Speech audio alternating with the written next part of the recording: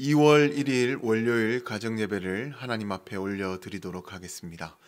다 같이 사도신경으로 신앙을 고백하도록 하겠습니다.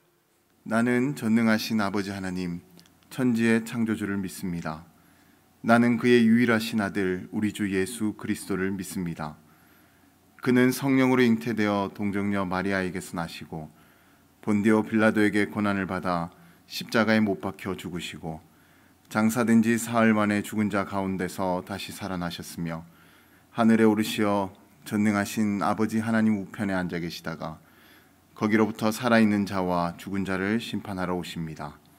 나는 성령을 믿으며 거룩한 공교회와 성도의 교제와 죄를 용서받는 것과 몸의 부활과 영생을 믿습니다. 아멘. 다 같이 복음성가 전능하신 나의 주 하나님은 함께 찬양하도록 하겠습니다.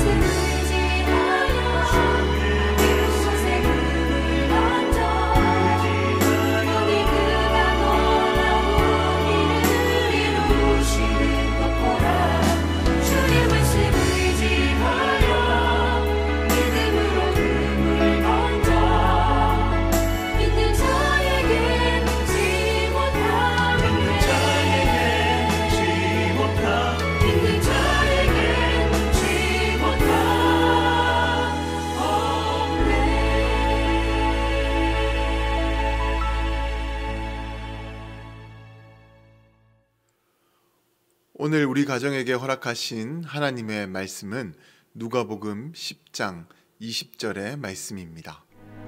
그러나 귀신들이 너희에게 항복하는 것으로 기뻐하지 말고 너희 이름이 하늘에 기록된 것으로 기뻐하라. 프랑스의 기록 영화 제작자인 마리 아르노는 2006년 9월 19일 멕시코의 무당인 돈 엘리코라는 사람이 마취도 하지 않고 무딘 식칼과 가위로 이 환자들을 수술하는 그 장면을 필름으로 담아 이 TV 프로그램으로 방영을 하게 되었습니다. 그 내용을 보게 되면 이 무당이 침대 위에 있는 그 환자의 배를 무딘 식칼로 가른 다음에 그 환자의 뱃속에서 간을 꺼내고, 그리고 이 간의 3분의 1을 이 무딘 가위로 또 잘라낸 뒤에 이 나머지 간을 다시 환자의 뱃속으로 집어넣었습니다. 그리고 가제로 수술 부위를 덮고 또 복부를 넓은 붕대로 감아서 이 수술을 끝내게 되었습니다. 참으로 충격적인 수술 장면이지 않습니까? 어떻게 수술을 이렇게 할 수가 있단 말입니까? 그런데 더 충격적인 것은 이런 말도 안 된 수술을 받은 사람이 일반인이 아니라 멕시코의 산부인과 의사가 이런 수술을 받게 되었다는 것입니다.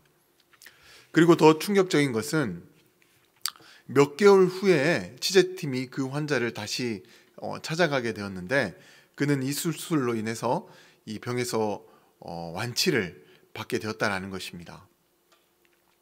물론 이 영상은요, 사실이기보다는 조작되었을 가능성이 굉장히 높습니다. 그런데 중요한 것은 그 영상을 보고 그 무당에게 수술을 받기 위해서 매일마다 셀 수 없는 수많은 환자들이 그 무당을 찾아가서 기다리고 있게 되었다는 것입니다. 상식적으로 생각을 해봤을 때 사람들이 왜 저렇게 상식적이지 않는 그 수술을 받기 위해서 저 무당의 집 앞에 줄을 서는 것일까라고 그렇게 생각할 수 있지만, 다른 한편으로 또 생각을 해보면 TV를 통해서 놀라운 기적을 보게 되었고, 또 환자들이 자기 병에서 낫기를 또 간절하게 원하다 보니까 그 일의 진위를 파악하기보다는 무작정 그 무당을 찾아가서 그 수술을 요구하게 되었던 것 같습니다. 그런데 바로 여기에 기적의 부작용이 있는 것입니다. 기적은 분명 믿기 힘들 만큼 놀라운 일입니다. 하지만 한번 눈으로 확인하게 되면 진위 관계를 떠나서 이 맹목적으로 빠져들 수밖에 없다라는 거예요. 우리나라만 해도 이런 식의 범죄와 사기가 얼마나 기승을 부리고 있습니까? 그렇게 이런 기적과 같은 일들을 보게 되면 평소보다 훨씬 더 이성적으로 생각하고 신중하게 판단을 해야 됩니다. 특별히 우리 그리스도인들은 더욱 기적을 바라보는 자세가 신중하고 조심해야 되는데, 왜냐하면 우리가 가진 성경을 보게 되면 많은 기적의 이야기가 나옵니다. 그래서 우리 기독교 안에는 많은 기적들이 있었고 또 앞으로도 일어납니다. 그런데 우리가 이 기적을 맹목적으로 믿고 따르게 되면 이 신앙생활에 있어서 이 주객이 전도되는 그런 일이 생길 수가 있다는 거예요. 신앙생활에서 무엇보다 중요한 것은 하나님을 믿는 믿음입니다. 그런데 기적에만 너무 집중하게 되면 그 기적을 베풀어 주시는 하나님이 아닌 그 기적 자체가 우상이 될 수가 있는 것입니다. 오늘 본문을 보게 되면 그와 같은 뉘앙스가 풍겨지는 말씀이 나오는데, 오늘 본문인 누가복음 10장 17절의 말씀을 보게 되면 예수님께 파송을 받은 70명의 제자들이 모든 사역을 마치고 주님께로 돌아와서는 흥분된 상태에서 기뻐하며 이렇게 예수님께 보고를 합니다. 주여, 주의 이름이면 귀신들도 우리에게 항복하더이다. 아마 자신들이 복음을 전하면서 귀신 들린 사람들을 만나게 되었을 때 주의 이름으로 그 귀신에게 명령했더니 그 귀신이 떠나가는 그 놀라운 이적들을 경험하게 되었을 것입니다. 그래서 그 제자들은 자신들이 복음을 전했던 그 일보다 귀신이 쫓겨났던 그 일에 더 기뻐하면서 예수님을 찾아오게 되었던 것 같습니다.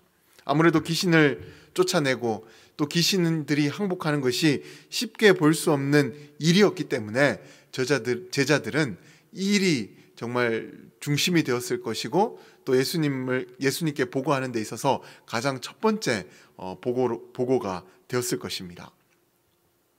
하지만 오늘 본문의 말씀을 자세하게 읽어보게 되면 예수님께서는 제자들의 그 보고를 들었을 때 대수롭지 않는 듯 나도 사탄이 하늘로부터 번개같이 떨어지는 것을 보았다. 내가 너희에게 모든 원수의 능력을 제어할 권능을 주었다. 라고 그렇게 무심한 듯 대답을 하셨습니다. 뭔가 감흥이 없는 말씀처럼 느껴지지 않습니까? 그리고 이어지는 말씀을 보게 되면 주님께서는 제자들에게 또 이렇게 말씀을 하셨습니다. 그러나 귀신들이 너희에게서 항복하는 것보다 너희 이름이 하늘에 기록된 것을 기뻐하라. 예수님의 이 말씀은요, 귀신이 떠나간 것보다 너희들이 하나님의 말씀, 하나님의 나라를 전한 것으로 인해서 구원받을 수 있는 것을 더 기뻐하라라고 그런 뜻에서 말씀을 하신 겁니다. 그러니까 앞서 말씀드린 대로 신앙의 주객이 전도되지 말아야 할 것을 우리 주님께서는 말씀을 하셨던 것입니다. 그렇다면 주님께서는 왜 이런 말씀을 그들에게 하셨던 걸까요?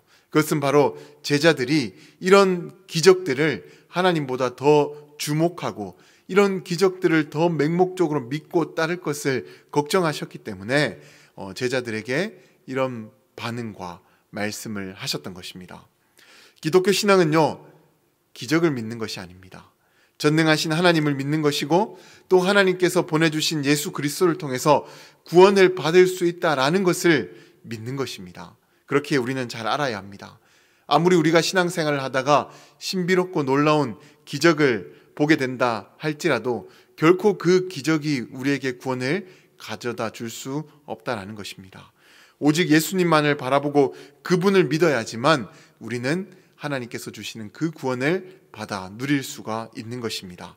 그렇게 우리 모두는 이 부분을 오해하지 말고 바르게 주님을 믿어서 그 기적을 베풀어 주시는 하나님께로부터 구원의 은혜를 받아 누릴 수 있는 모든 분들이 되시기를 주님의 이름으로 간절히 축원드립니다. 신앙생활을 하던 중에 놀라운 기적을 경험했던 적이 있다면 그 내용을 나누어 보시되 기적을 중심으로 해서 나누는 것이 아니라 그 기적을 베풀어 주신 하나님과 예수 그리스도를 중심으로 해서 그 기적의 이야기를 나누어 보시기 바랍니다. 그리고 그와 함께 하나님의 말씀과 또 복음도 함께 나누어 보시기 바랍니다.